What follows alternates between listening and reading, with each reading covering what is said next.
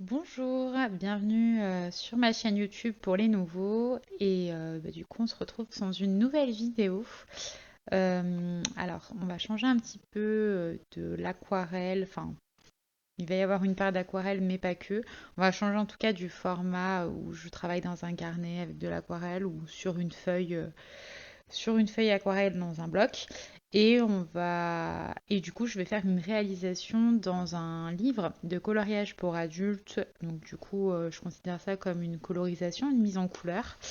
Et l'illustratrice de ce livre, c'est Emmanuelle Collin. Le livre, c'est Coloriage Wild Sets. Voilà, donc c'est un livre assez sympa pour le coup quand on aime utiliser plusieurs médias, donc de l'aquarelle, de la peinture, des crayons. Ce que je trouve bien en fait dans ce livre, c'est que le papier est assez épais. Alors, je peux pas dire que ce soit le meilleur papier pour l'aquarelle parce qu'il peluche. Voilà, vous allez avoir des peluches lors de votre réalisation si vous mettez trop d'eau, tout ça, tout ça. Mais par contre, comme je l'ai précisé juste avant, il est idéal pour les techniques mixtes, type acrylique, crayon de couleur, feutre aussi. Enfin voilà, en plus c'est du recto et pas du recto verso. Donc pour ceux qui se sont déjà familiarisés avec le coloriage pour adultes ou la colorisation sur des illustrations, c'est quand même bien pratique quand on n'a pas du recto verso également.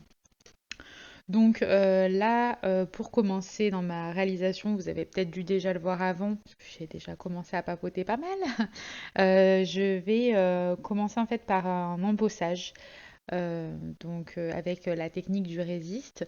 Donc j'utilise une encre, la Versamark, qui est une encre transparente et collante avec un séchage lent que j'utilise sur le tampon. Donc là, j'ai choisi un tampon avec des petites arabesques, voilà, que j'ai acheté il y a très peu de temps d'ailleurs, que vous pouvez trouver, je vous le dis, si jamais vous y passez à l'occasion chez Jiffy. Je sais pas si on le trouve en permanence, mais moi j'ai trouvé ces tampons là-bas. Donc voilà, donc j'applique la Versamark sur mon tampon qui est sur mon plexi. J'applique le tampon à l'endroit aux endroits quoi précis. Voilà, peu importe. Après, c'est vous qui choisissez l'endroit, l'endroit où vous voulez que ça se voit. Et puis, j'applique ensuite ma poudre blanche. Donc, c'est une poudre pour l'embossage de la marque Easink. Vous pouvez en trouver plein, je pense. Voilà, moi, j'ai pris celle-ci, mais honnêtement, c'est pas la meilleure. Donc, après l'appliquage de la poudre, j'utilise mon heat gun. Donc, ça, vous n'allez pas le voir dans la vidéo parce que c'est quelque chose que j'aime pas trop faire sur mon tapis noir pour pas le faire gondoler ou l'abîmer. Mais j'utilise mon InGun pour vraiment créer en fait l'embossage, hein, donc fixer la poudre qui est collée sur l'encre, oui sur l'encre transparente, fixer la poudre et du coup donner cet effet de relief, tout ça. Et en plus derrière, vu que je vais venir faire de l'aquarelle pour le fond, j'ai même pas besoin de me poser de questions. Est-ce que je dois faire le contour de ça, tout ça. Voilà, je sais que ça va rester blanc même avec l'application de l'aquarelle ensuite, parce que ça donne un effet un petit peu vitreux, si vous voulez. Voilà. Si un jour vous testez l'embossage, vraiment, vous allez vous rendre compte pour ceux qui ne sont pas familiers avec ça. Ensuite, concernant mon fond, je vais aussi partir sur un truc qui n'est pas trop conventionnel. J'utilise en fait les aquamarqueurs de chez Action. Donc pas mal de monde les ont aussi dans le milieu du coloriage. Je pense notamment au coloriage mystère, que je fais pas du tout pour le coup, mais voilà. Je sais que c'est assez présent, et même pour des coloriages plus classiques, et en plus c'est aussi des feutres que les enfants aiment bien, donc c'est possible si vous avez des enfants que vous les ayez à la maison. Peu importe, en tout cas moi je trouve qu'ils font quelques traces quand je les utilise à même le papier, donc j'ai vraiment envie de chercher une technique pour les utiliser autrement. Et comme vous allez le voir dans la vidéo, en fait je prends une petite plaque de plexi. Je crayonne sur ma plaque de plexi avec mon feutre en fait, hein, comme si c'était sur du papier si vous voulez. Et ensuite, j'utilise mon pinceau aquarelle tout simplement. Et en fait, je m'en sers comme si c'était de l'aquarelle, quoi. Donc, ça ressemble un petit peu à ce que vous pourriez faire avec des néocolors de chez Caran d'Ache où vous allez les gratter sur une palette. Bah là, je fais ça avec les feutres, du coup, les feutres aquamarqueurs de chez Action. Et donc, ça me permet de les utiliser. En plus, j'ai différentes teintes, donc c'est pas mal, puisque je peux faire quelques dégradés et quelques effets. Et, euh, et par contre, alors un truc très important quand vous faites ça sur votre plaque de plexi, donc vous crayonnez, vous récupérez avec votre pinceau humide, vous récupérez votre pigment. Mais derrière, il faut essuyer à chaque fois. Vous allez avoir de la perte, évidemment, mais il faut toujours essuyer avec un chiffon sec donc avec un chiffon, vous allez bouger les différents coins et il sera toujours avec des coins secs. Enfin, en tout cas, il faut que votre plaque ensuite elle devienne un peu plus sèche quand vous allez repasser avec votre feutre. Parce que sinon, vous allez mettre de l'eau sur votre mine de feutre et après, ça ne fonctionnera plus. Donc voilà, je voulais vraiment vous dire ça parce que moi j'ai fait l'erreur au début, donc du coup je réactivais avec de l'eau à chaque fois, mais sauf que je me rendais compte que quand je passais avec mon feutre, j'avais plus de pigment et en fait j'avais imbibé ma pointe de mon feutre avec de l'eau. Alors j'ai réussi à rattraper, j'ai pas perdu mon feutre pour autant, mais par contre, bah, ça fonctionnait plus quoi. Donc vraiment, je souligne l'importance si vous faites ça de bien sécher votre plaque après chaque passage en fait de votre pinceau humide. Donc vous allez avoir un peu de perte, mais c'est pas super grave vu le rapport qualité-prix sur ces produits. Et en termes de teinte, je vous les mettrai en barre d'infos, mais juste comme ça vocalement. J'utilise la teinte 57 et 179 pour ce fond un peu turquoise. Voilà pour ça. Là, je filme également aussi sous lumière naturelle. Donc ça aussi, peut-être que ça vous permet d'avoir un bon rendu des couleurs. Je sais pas trop. Je ne me rappelle plus combien de temps j'ai réussi à filmer sous lumière naturelle parce que cette réalisation m'a pris quand même un petit moment, hein, si je compte toutes les finitions, tout ça, ça m'a pris plus de 2 heures à faire. Euh, voilà pour ce que je voulais vous dire par rapport au fond. Après, en termes d'effet, bah, j'applique un peu ma couleur turquoise la plus claire. Ensuite, je suis allée rajouter un turquoise plus foncé. C'est assez aléatoire. Si j'ai des petits effets d'auréole ou de taches, c'est ce que je recherchais, donc ça ne me dérange pas du tout. J'essaye de laisser, ben voilà, de faire le contour un petit peu de ma poupette au milieu, enfin du visage de ce personnage qui est très joli.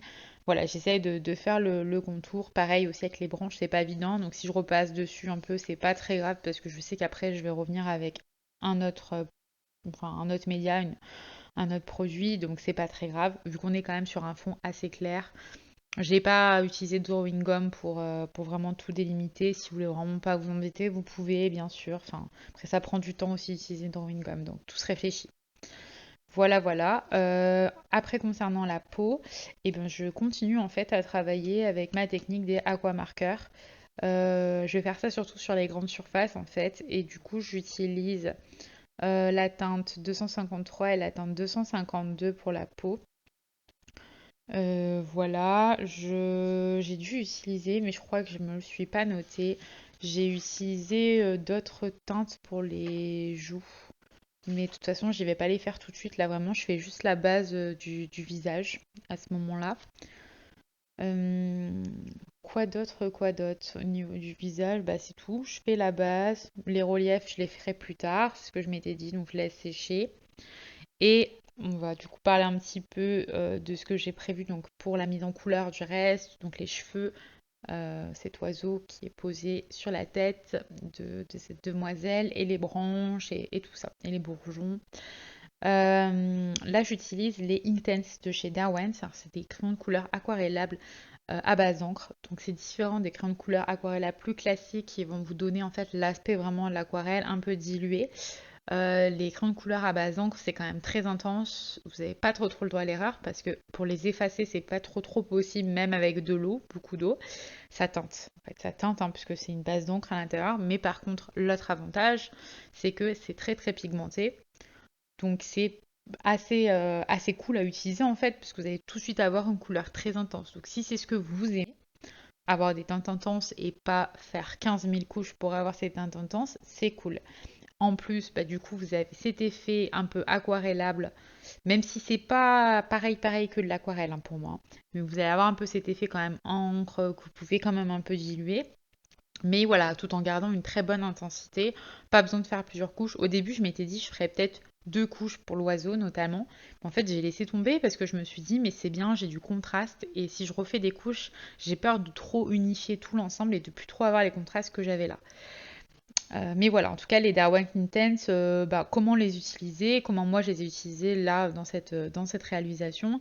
Donc déjà, j'avais plusieurs combos en tête. Je m'étais préparé un combo pour l'oiseau que je n'ai pas du tout utilisé. Je sais pas ce que j'ai foutu. Et ma foi, je pense que ça vous arrivera aussi dans certaines réalisations.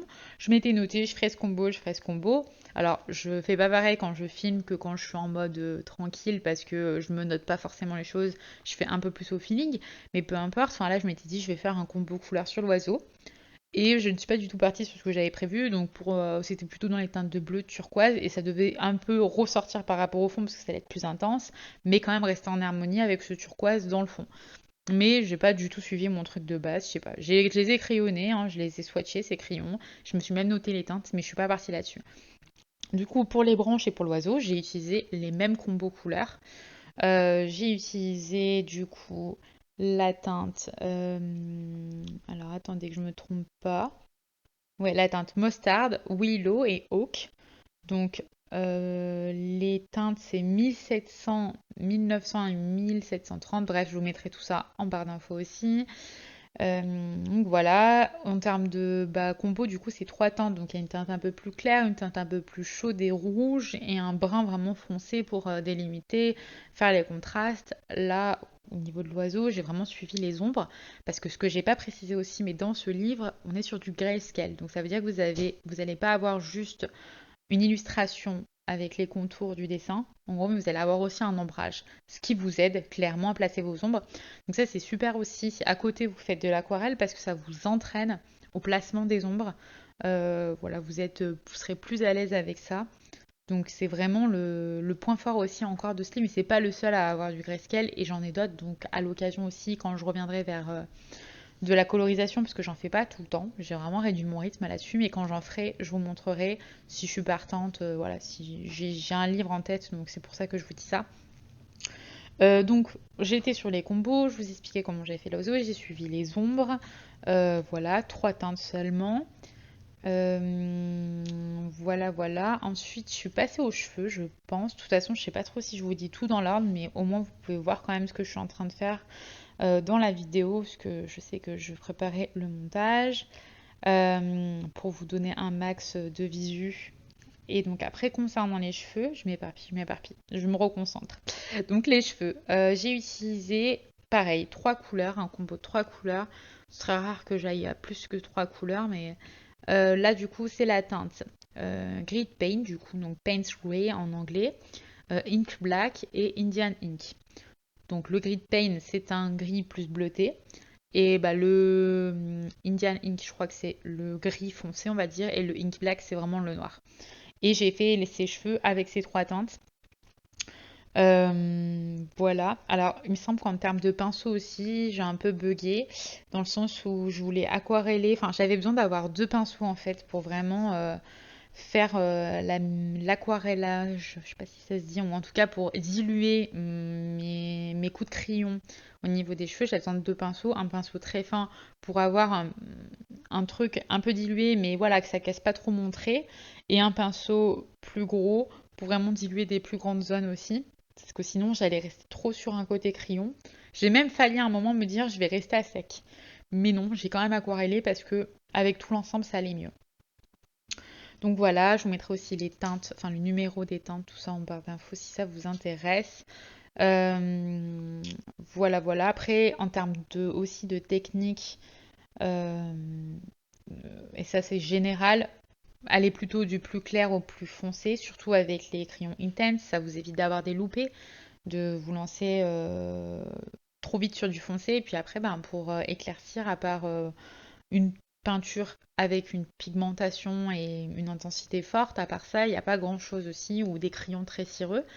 Donc voilà, c'est quand même un peu mieux de partir du plus clair au plus foncé, mais moi je le fais pas tout le temps, notamment à l'aquarelle. Pour le coup, là, je suis pas les règles là-dessus. Mais c'est vrai qu'avec les Intense, je fais un petit peu plus attention. Je sais qu'il faut pas trop en mettre. Il vaut mieux commencer peu et augmenter ou éventuellement refaire une deuxième couche si vraiment vous avez besoin de plus d'intensité. Ensuite, ah oui, ah si, donc au niveau des branches, alors ça a été un peu technique les branches parce que je pense pareil que j'avais pas le pinceau idéal pour ça, mais je m'en suis quand même sortie, bon avec quelques bavures et tout, mais c'est pas hyper grave, je trouve que de près ça se voit pas tant que ça et que c'est correct. Mais je voulais vous donner un peu, voilà, ma technique, parce que les branches, c'est un peu compliqué de faire vraiment un ombrage. Donc tout ce qui était un peu en dessous de l'oiseau, je l'ai vraiment foncé. Et puis plus on arrivait vers des zones un peu claires de mon fond, j'ai laissé plus clair. J'avais que deux teintes, hein, j'ai pas fait plus au niveau de... J'ai utilisé d'ailleurs les mêmes teintes à peu près que l'oiseau, mais juste deux teintes au lieu de trois, parce qu'on est sur des plus petites zones très fines. Et là, dans ce cas-là, je vous conseille aussi de réduire les combos couleurs que vous utilisez dans des petites zones.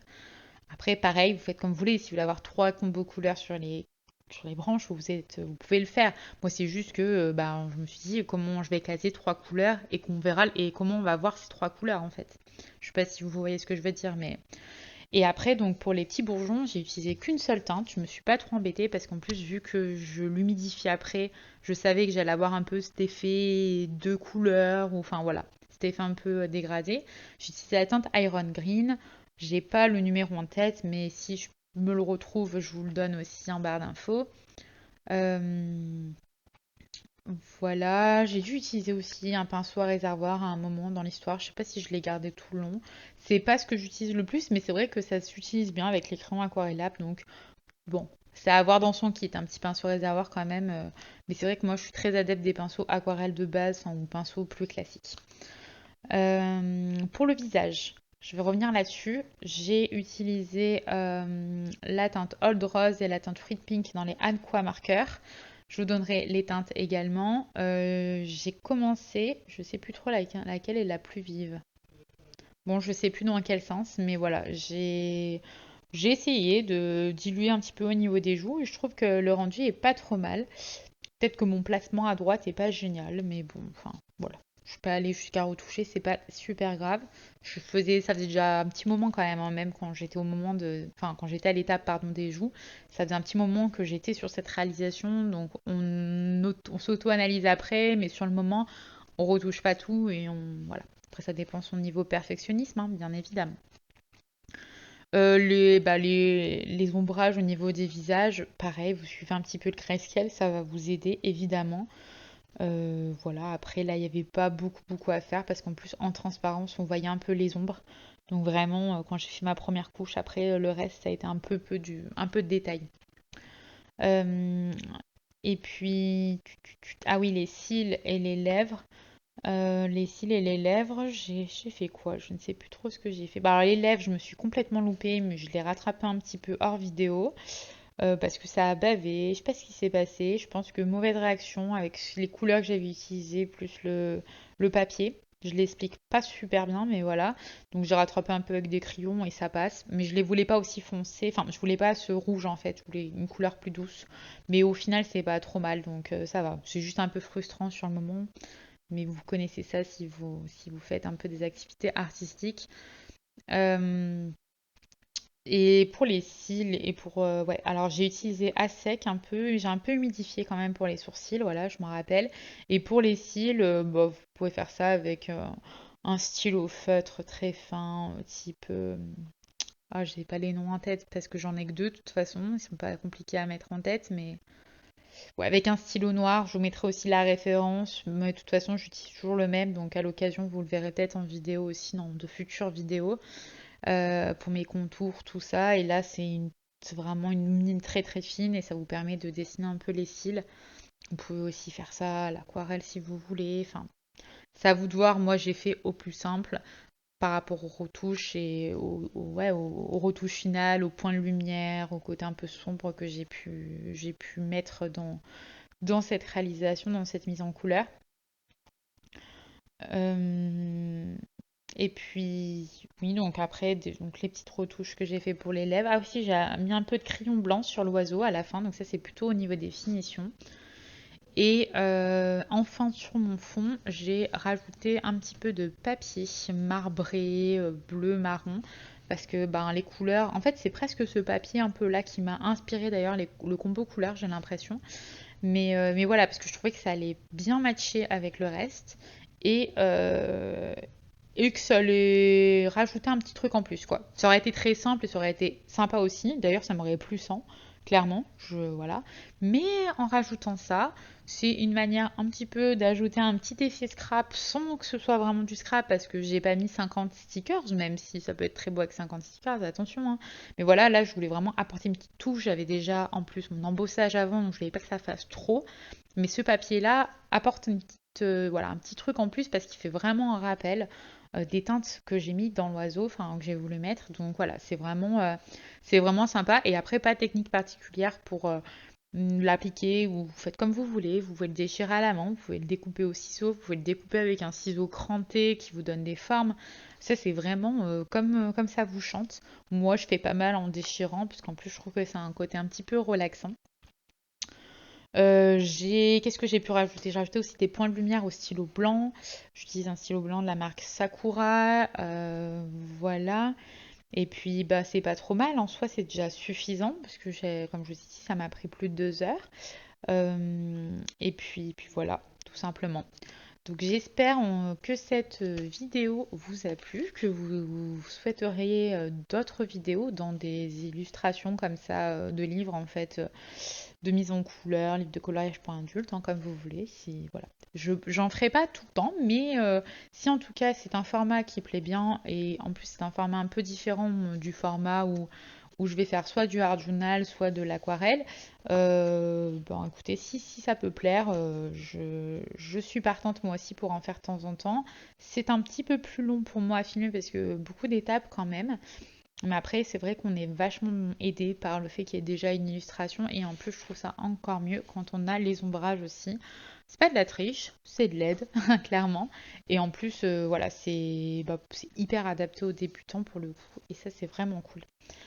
Donc voilà, je vous dis à très vite pour une prochaine vidéo et prenez soin de vous. Bye bye!